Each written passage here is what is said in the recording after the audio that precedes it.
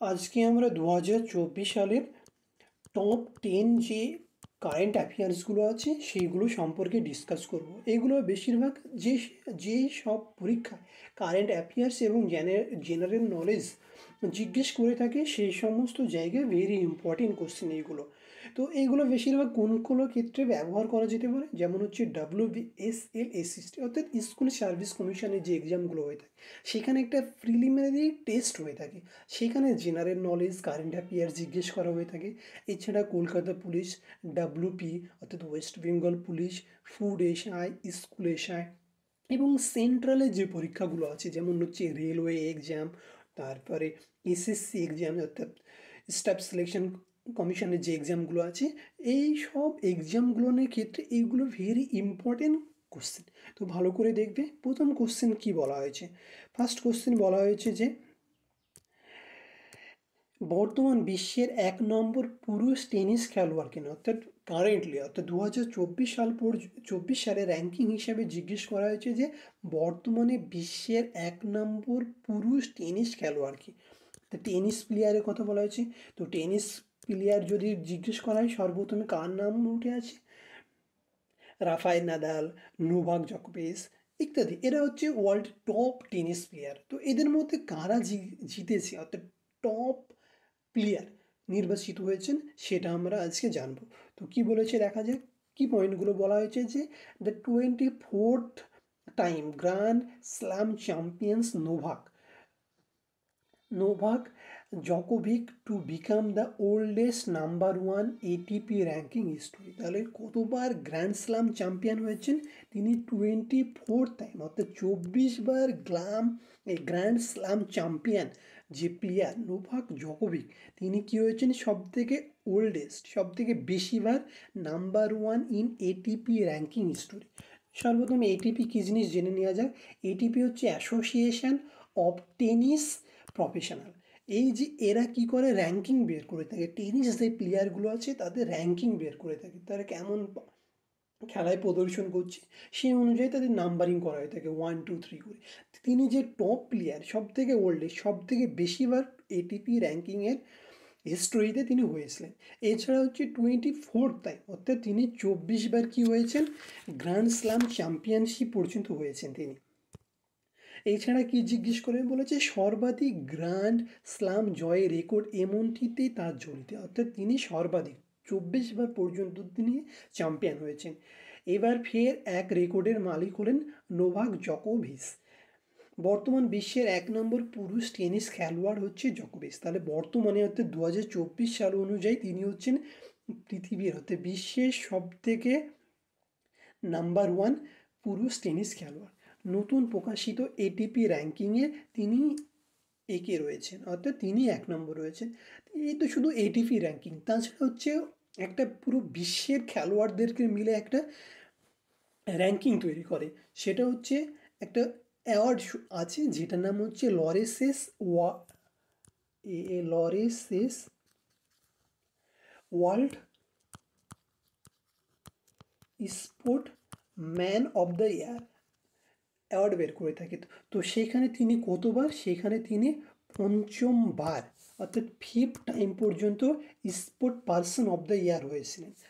তো তিনি 5বার এই রেকর্ডের হোল্ডিং ধরে রেখেছে। তো আমাদের যে রাইট অ্যান্সার হবে সেটা হচ্ছে অপশান সি, নোভাক জকোভিচ। কোশ্চেন 2 কি বলেছি? কোশ্চেন 2 বলেছে যে প্রতি বছর কোন তারিখে পালিত হয় বিশ্ব বই এবং কপিরাইট দিবস। অর্থাৎ এই দিনটা বেসিক্যালি সেলিব্রেট করে একটাই, মানে কি যাতে বেশিরভাগ লোক বেশি বেশি করে বই পড়ে সেই জন্য একটা দিন সেলিব্রেট করা হয়ে থাকে, যে এটাকে বলা হয় বিশ্ব বই দিবস বা কপিরাইট দিবস। সেটা কবে পালন করা হয় সেটা বলেছে এভরি ইয়ার এপ্রিল 23 অর্থাৎ 23rd এপ্রিল এই বই দিবস পালন করা হয়ে থাকে। The world book and copyright day. World book and copyright day is celebrate to promote the enjoyment of the book and reading. বই পড়ার জন্য যে আনন্দ উপভোগ করা সেটা যাতে আরও বেশি করে প্রমোট করা যায় সেই উদ্দেশ্যে এই দিনটাকে পালন করা হয়ে থাকে। The theme of the year book is copyright is read your way. তাহলে এবার থিম কি? রিড ইয়োর ওয়ে, অর্থাৎ 2024-এর যে থিম হবে সেটা হচ্ছে রিড ইয়োর ওয়ে। তো আমাদের যে রাইট অ্যান্সার হবে সেটা হবে অপশন বি, 23শে এপ্রিল। কোশ্চেন 3 কি বলেছে? কোশ্চেন 3 বলা হয়েছে যে নিম্নের কোথায় সম্প্রতি যোগ মহোৎসব আয়োজিত? যোগ বলতে গেলে যোগার কথা বলা হয়েছে।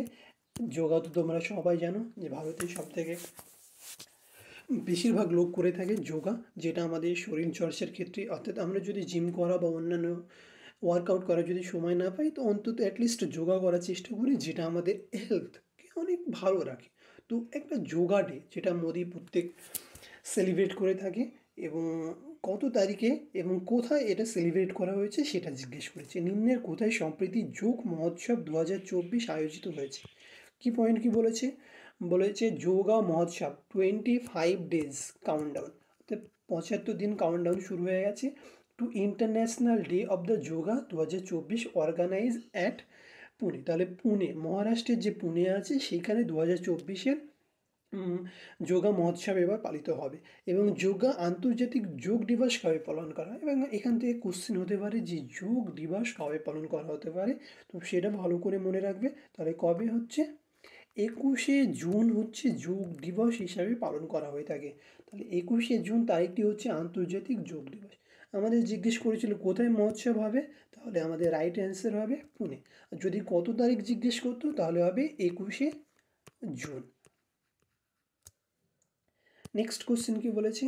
বলেছে আইপিএলের ইতিহাসে প্রথম বলার হিসাবে কে 200তম উইকেট নেন? তোমরা জানো আইপিএল হচ্ছে ওয়ার্ল্ডের cricket number 1 cricket premier league. তো সেখানে অনেকগুলো নামী প্লেয়ার আছে, তো তার মধ্যে সর্বপ্রথম কে 200টা উইকেট নিয়েছেন? তো 200টা উইকেট 2024-এ কমপ্লিট করেছে, সেটা সেটা হচ্ছে চাহাল, যুজবেন্দ্র চাহাল। তো রাইট অ্যান্সার হবে যুজবেন্দ্র চাহাল। কি পয়েন্ট দেখা যাক? রাজস্থান রয়্যালস, অর্থাৎ 2024-এ রাজস্থান ছিল, এখন 2025-এ কোথায় আছে? 2025-এ হচ্ছে পাঞ্জাবে তিনি খেলছেন। তাহলে কোথায়? পাঞ্জাব।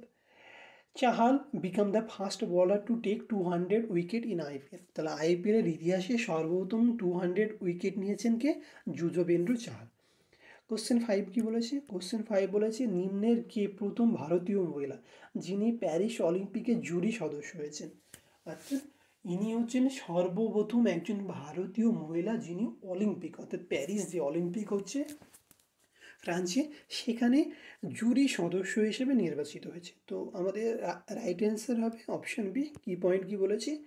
বিলকিস মির ফ্রম জম্মু অ্যান্ড কাশ্মীর, অর্থাৎ জম্মু কাশ্মীরের প্রথম ভারতীয় মহিলা যিনি create history as the first woman from the India to serve a jury member at this year summer Olympic in Paris schedule on the July 26 to August 11। অর্থাৎ যে প্যারিস অলিম্পিক হবে জুলাই 26 থেকে আগস্টের 11 তারিখ পর্যন্ত, সেই সময় ভারতের সর্বপ্রথম মহিলা, অর্থাৎ জম্মু কাশ্মীর থেকে যে মহিলা সেটা হচ্ছে বিলকিস মির, তিনি জুরি মেম্বার হচ্ছেন। তো রাইট অ্যান্সার হবে অপশন বি।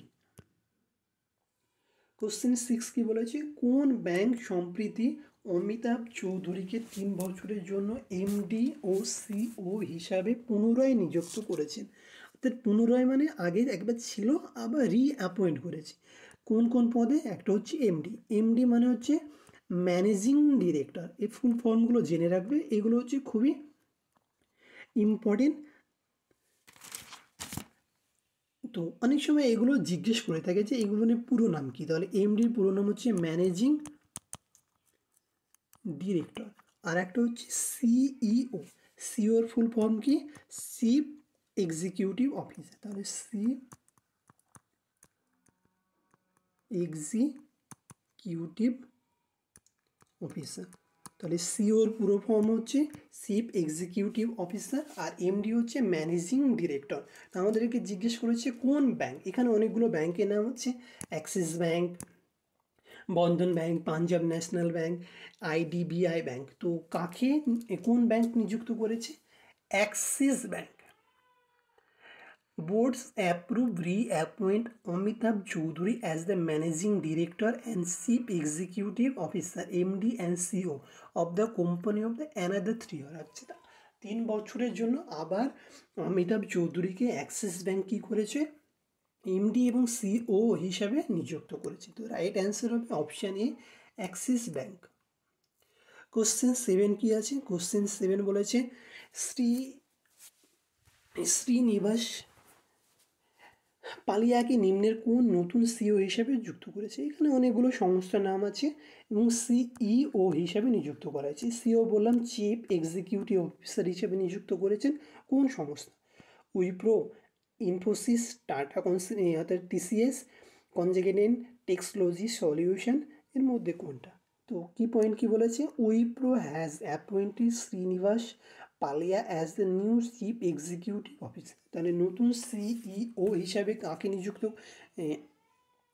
কোন সংস্থা নিযুক্ত করেছেন শ্রীনিবাস পালিয়াকে? তাহলে আমাদের রাইট অ্যান্সার হবে Wipro. Pallia become the succeed Wipro former CEO Thierry Delaporte who stepped down from the post. তো রাইট অ্যান্সার কোনটা? Wipro. Next question number 8। Question number 8 কি বলেছে?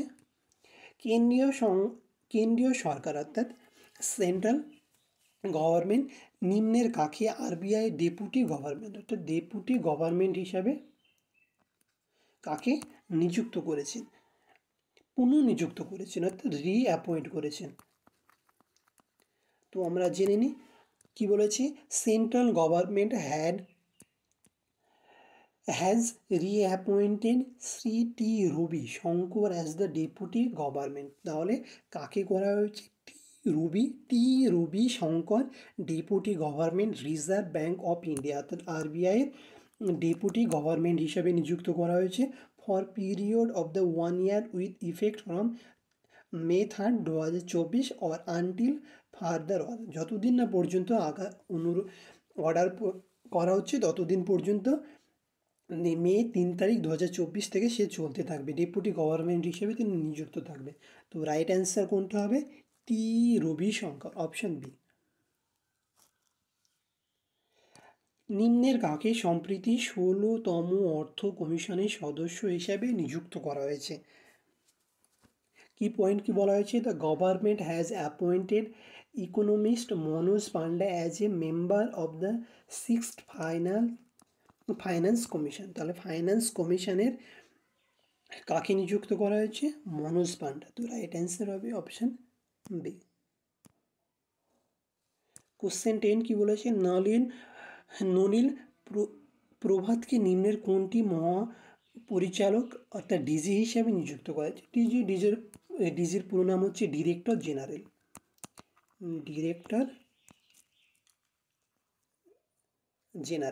তো ডিজি হিসাবে কাকে নিযুক্ত করা হয়েছে? NSG, CBI, ED, BSF. তো NSG national security guard, CBI central bureau investigation, ED enforcement director, আর বিএসএফ বর্ডার সিকিউরিটি ফোর্স। এর মধ্যে কোন সংস্থায় অর্থাৎ কোন সংস্থা এখানে তাকে নিযুক্ত করা হয়েছে? তো রাইট অ্যান্সার হবে এনএসসি। কি পয়েন্ট কি বলা হয়েছে? Senior police officer service IPS officer Nalin Prabhat has been appointed the director general of the national security guard অর্থাৎ এনএসজিতে তাকে যুক্ত করা হয়েছে। তো রাইট অ্যান্সার হবে অপশান এ।